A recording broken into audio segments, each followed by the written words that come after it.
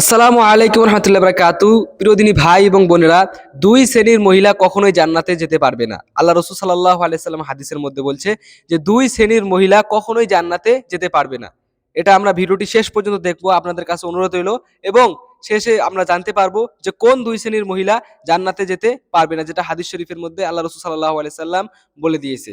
আপনাদের কাছে অনুরোধ হলো ভিডিওটি শেষ পর্যন্ত দেখবো, একটু স্কিপ করবো না, নাহলে হয়তো দুই শ্রেণীর মধ্যে একটি শ্রেণী শুনতে পারবেন, একটি শ্রেণী শুনতে পারবেন না। এই জন্য ভিডিওটি শেষ পর্যন্ত দেখবেন, কোনো স্কিপ না করে। আর আপনাদের কাছে শুরুতে একটা অনুরোধ করে রাখি, যারা যারা ভিডিওটি দেখতেছে অবশ্যই ভিডিওতে একটি লাইক দিবে এবং চ্যানেলটিতে নতুন হয়ে থাকলে চ্যানেলটি সাবস্ক্রাইব করে দিবে। তো চলুন শুরু করা যাক, কোন দুই শ্রেণীর মহিলা যারা কখনোই জান্নাতে যেতে পারবে না।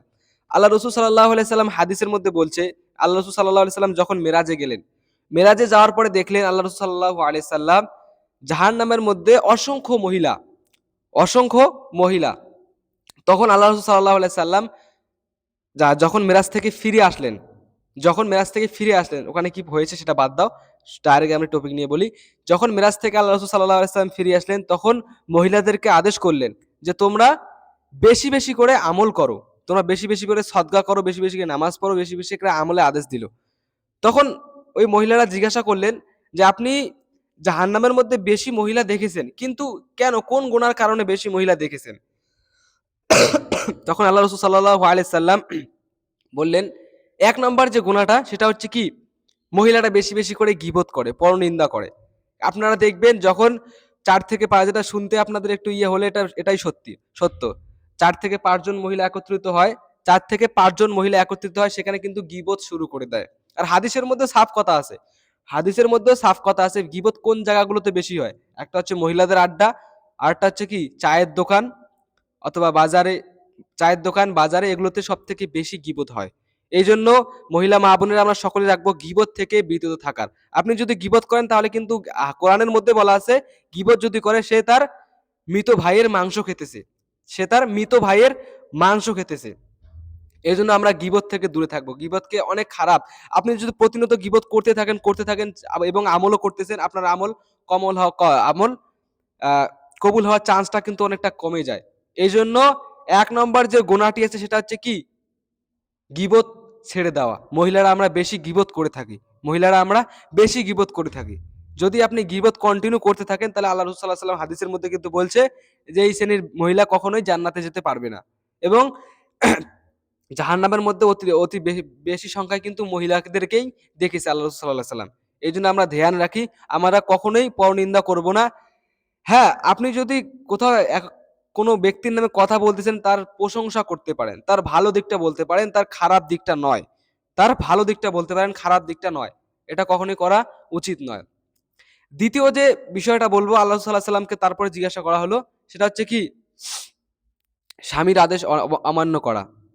অর্থাৎ অনেক সময় এরকম হয়, স্বামী কিন্তু অনেক অনেক অনেক কষ্ট করে এনে টাকা পয়সা উপার্জন করে এনে তাকে খাওয়ায়, কিন্তু তারপরে সে বলে এই স্বামী কিছু দিতে পারেনি। এরকম স্বামীকে তার স্বামীকে স্বামীর সাথে ভালো আচরণ না করা, ভালো ব্যবহার না করা, এক্ষেত্রেও কিন্তু অনেক মহিলা জাহান্নামে যাবে। আর হাদিস শরীফের মধ্যে এটা সাফ লিখে দেওয়া আছে যে একজন মহিলা কতটাই আমল করুক, যত আমল করুক না কেন, সে যদি তার স্বামীকে নারাজ রাখে, তার স্বামী তার প্রতি যদি নারাজ হয়ে থাকে, কোনো আমল কোনো ফায়দা নেই। একটা হাদিসে বলে দেয়, এক সময় হযরতে আলী রাদিয়াল্লাহু তাআলা আনহু এবং আম্মাজান আয়েশা, আহ, ফাতেমা রাদিয়াল্লাহু তাআলা আনহার মাঝে ঝগড়া লেগে যায়।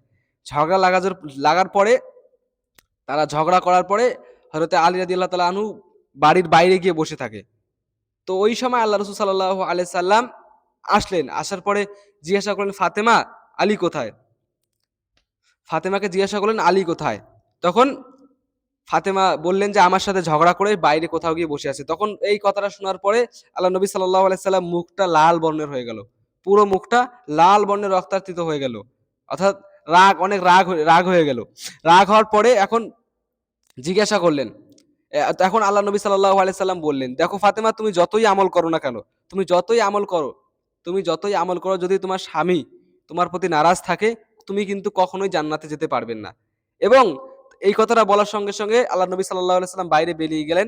বাইরে যাওয়ার পর দেখলেন আলীকে এক জায়গায় এরকম গাছের নিচে হেলান দিয়ে ঘুমিয়ে আছে।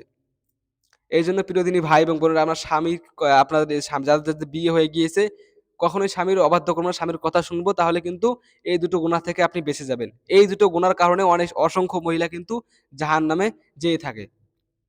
অসংখ্য মহিলা হাদিসের মধ্যে আছে। একটা হচ্ছে কি, গীবত করা, মানুষকে নিয়ে সমালোচনা করা, মানুষের খারাপ বিষয়টা সবসময় মানুষের কাছে তুলে ধরা। হাদিস শরীফের মধ্যে আসছে, যখন কোনো বান্দা অথবা বান্দা, আমরা অনেক সময় এরকম করি না, 10টা মহিলার সামনে একটা মহিলাকে নিয়ে অনেক খারাপ তার তার নামে কথা বলে থাকি। হাদিসের মধ্যে আসছে, যখন কোনো বান্দা মানুষকে নিয়ে, মানুষের সবসময় খারাপ দিকটা নিয়ে আলোচনা করে, কাল কিয়ামতের দিন সব থেকে বেশি বেহেজ্জতি করাবে আল্লাহর, সব থেকে বেশি বেহেজ্জতি করাবে যারা মানুষকে নিয়ে সবসময় মানুষের খারাপটা নিয়ে সবসময় ভাবে, মানুষের খারাপ দিকটা সবসময় তুলে ধরে, সবসময় তুলে ধরে, তার সব থেকে বেশি বেহেজ্জতি করাবে আল্লাহ তাবারক তাআলা। এই জন্য আমরা এটা কখনোই করব না। দ্বিতীয়তে কি বললাম, কি, স্বামীর সাথে ভালো আচরণ করা, স্বামী যেন আপনার প্রতি নারাজ না থাকে। যদি স্বামী খারাপ হয়ে যায়, সত্যি যদি অনেক সময় এরকম হয়ে থাকে যে অনেক স্বামী খারাপ হয়ে থাকে, আপনার সাথে ভালো ব্যবহার করে না, কথাবার্তা খিটখিটে টাইপের হয়, একটুতেই মেজাজ দেখায়, এরকম হয়ে থাকে, আমি জানি। তো আপনি চেষ্টা করবেন আহ, সমস্ত কিছু বিষয়ে মিটমাট রাখার। মানে সোজা কথা বলতে গেলে, যদি এরকম হয়ে থাকে তারপরেও আপনাকে ভালো ব্যবহার করতে হবে ওনার সাথে। হাদিসে যেহেতু বলা আছে, যেহেতু আপনার ওনার স্বামী, এখন আপনার স্বামী, তাহলে এটা আমরা এই দুটো গুনাহ থেকে সবাই বেঁচে থাকবো, এই দুটো গুনাহ না করব। তারপরে যে গুনাহটির কথা বলবো সেটা হচ্ছে কি, আমাদের বাসায়, আমাদের বাড়িতে অনেক সময় আমরা কি করে থাকি, নামাজের দিকে অমনোযোগী, নামাজের দিকে অমনোযোগী, অর্থাৎ কোনো আমল করি না, বাসায় বাড়িতে কোনো আমল নেই, কোনো পর্দা নেই, কিচ্ছু নেই, বাড়িতে কোনো আমল। হাদিসের মধ্যে আছে, ততক্ষণ কোনো বান্দা অথবা বান্দি পরিপূর্ণ ইমানদার হতে পারে না যতক্ষণ পর্যন্ত আজান শোনার সাথে সাথে, আজান কানে পড়ার সাথে সাথে সে আমল করতে আসে, অর্থাৎ আমলের দিকে ধাবিত হয়, ততক্ষণ পর্যন্ত সে পরিপূর্ণ ইমানদার হয়নি। অর্থাৎ আজান শোনার সঙ্গে সঙ্গে তার গায়ে এটা বাঁচতে থাকে, তার দেমাকে এটা চলতে থাকে যে আমি কখন নামাজটা পড়বো, কখন নামাজটা পড়বো, এরকম চিন্তা ধারণা তো শুরু হয়নি, ততক্ষণ পর্যন্ত সে পরিপূর্ণ ইমানদার নয়, পরিপূর্ণ মুসলিম, কামিলে মোকাম্মিল মুসলমান হতে পারেনি ততক্ষণ পর্যন্ত। এই জন্য মা বোনেরা, আমরা সকলেই চেষ্টা করবো আজান শোনার সঙ্গে সঙ্গে নামাজ পড়া, বেশি সময় বিলম্ব না করা। এক্ষেত্রে কি হয়, আমরা অনেক সময় কি করি, রান্না বান্না করতেছি, রান্না বান্নার ক্ষেত্রে নামাজ ছেড়ে দিয়ে দিই, নামাজ ছেড়ে দেই মানে অনেকটা লেটে পড়ি, যে না না, রান্না বান্নাটাকে শেষ করি তারপরে গিয়ে নামাজ পড়বো। এক্ষেত্রে আপনি রান্নাটাকে আগে প্রাধান্য দিতেছেন, নামাজটাকে না। নামাজটাকে আবার আপনার আগে উচিত ছিল প্রাধান্য দেওয়ার, নামাজটাকে আপনার আগে উচিত ছিল প্রাধান্য দেওয়ার, তারপরে রান্নাটাকে।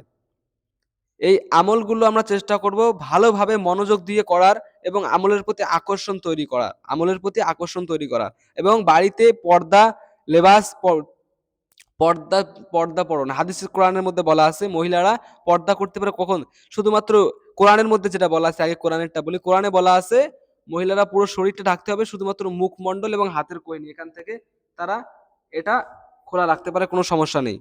কিন্তু হাদিসের মধ্যে এটা হচ্ছে ফরজ, এক কথায় বলতে গেলে ফরজ। কোরআনে যেহেতু বলা আছে এটা ফরজ, কি, পুরো শরীরটা ঢাকতে হবে, শুধু মুখমণ্ডল আর হাতের কনুই পর্যন্ত খোলা রাখতে পারে, এটা হচ্ছে ফরজ। এখানে বোরকার কোনো কথা বলা নেই যে বোরকাই পড়তে হবে, এরকম কোনো নেই হাদিসের মধ্যে। সাফ কথা বলতেছি, বোরকাই পড়তে পারে এরকম কোনো নাই। বোরকাটাকে উত্তম লেবাস, লেবাসুত তাকওয়া বলে এটাকে বর্ণনা করা হয়েছে।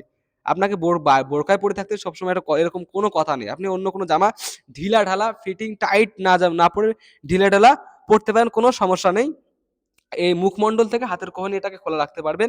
দ্বিতীয়তে, সুন্নতে যখন হাদিসে যাবেন, সুন্নতের মধ্যে বলা আছে মুখমণ্ডল এবং হাত ঢাকাটা হচ্ছে সুন্নত। যদি আপনি এটা না ঢাকেন তাহলে সুন্নতের খেলাফ যাইতেছেন, ফরজের খেলাফ না।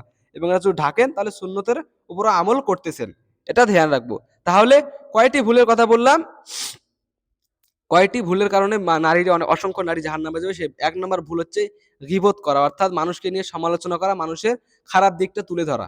1 নম্বর, যদি আপনি খারাপ দিকটা তুলে ধরেন তাহলে কিন্তু আপনাকে আল্লাহ তাআলা মৃত্যুর পরে বেহেজ্জতি করবে, সবার সামনে বেহেজ্জতি করবে, এবং আপনাকে জাহান্নামে দিয়ে দিবে। আল্লাহ রাসূল সাল্লাল্লাহু আলাইহি ওয়াসাল্লাম মেরাজে গিয়েও এই বিষয়টা দেখতেছেন যে জাহান্নামের মধ্যে বেশি সংখ্যক নারী, নারী কোন কারণে, এই গুনাহগুলোর কারণে। 1 নম্বর গীবত করা। দ্বিতীয়তে কি, স্বামীর অবাধ্যতা হওয়া, অর্থাৎ স্বামীর সাথে ভালো আচরণ না করা, স্বামীর সাথে সবসময় খিটখিটে মেজাজে কথা বলা, অথবা স্বামী অনেক কষ্ট করার পরে আমরা বলে থাকি না তুমি কি করেছো, তুমি কি খাইয়েছো, এরকম বলে থাকি। আমি তো বিয়ে করিনি, আপনারা করছেন, আমরা জানেন, এরকম বলে থাকি না। সেক্ষেত্রে এগুলো যদি বলেন তাহলে আপনাদের কিন্তু জাহান্নামে যেতে হবে, এটা আমরা ধ্যান রাখি। তারপরে তারপরে যে ভুলগুলো, এগুলো সামান্য ভুল না, এগুলো এগুলো নেই ওখানে। তারপরে আমি বললাম ভালোর জন্য আপনাদের, নামাজের প্রতি অমনোযোগী, নামাজের প্রতি আকর্ষণ তৈরি করা, নামাজের প্রতি একটা আকর্ষণ তৈরি করা, যাতে করে আজান শোনার সঙ্গে সঙ্গে নামাজের চিন্তা ভাবনা দিমাগের মধ্যে চলে আসে। তারপরে কি, পর্দা করা, পর্দা করার নিয়মটাও বলে দিলাম কিরকম ভাবে পড়তে হবে। বোরকা পড়তে হবে এরকম কোনো হাদিসে দেখাতে পারবে না, বোরকায় পড়তে হবে এরকম কোনো সমস্যা নেই।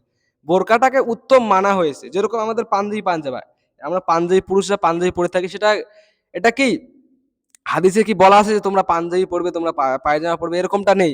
হাদিসে বলা আছে ঢিলা ঢালা পোশাক পরতে হবে বাস, যাতে করে শরীরটাকে, জিসিমটাকে ঢাকতে পারো।